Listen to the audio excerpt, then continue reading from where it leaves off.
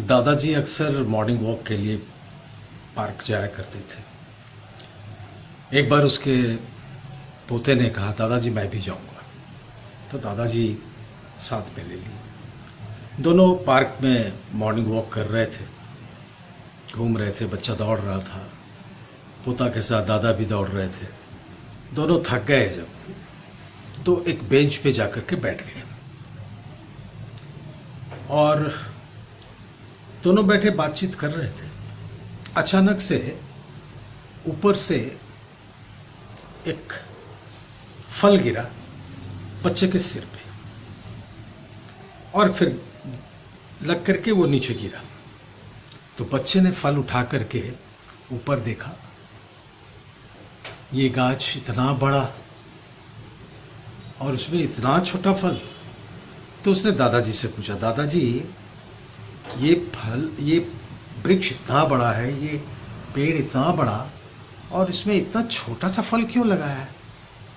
भगवान भी अजीब है, बड़ा वृक्ष है, बड़ा पेड़ है तो बड़ा फल होना चाहिए। दादाजी हंसे, बोले बेटा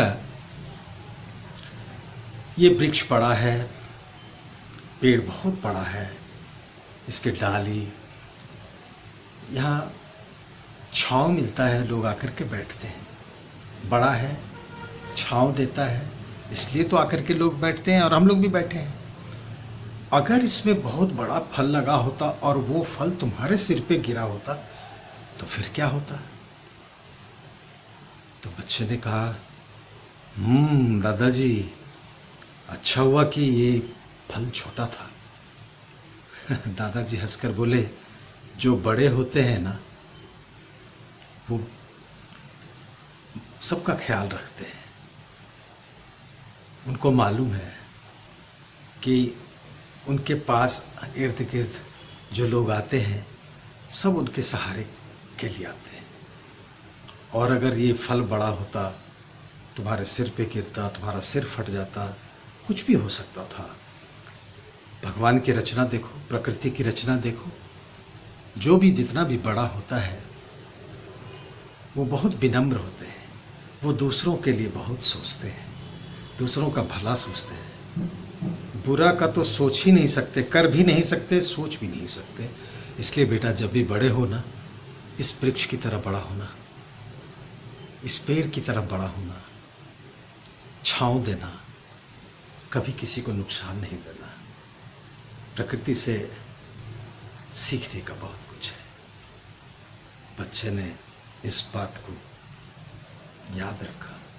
जब वो बड़ा हुआ, अपने दादाजी के इस बात को और इस पेड़ और वो वृक्ष की घटना को हमेशा याद रखता है।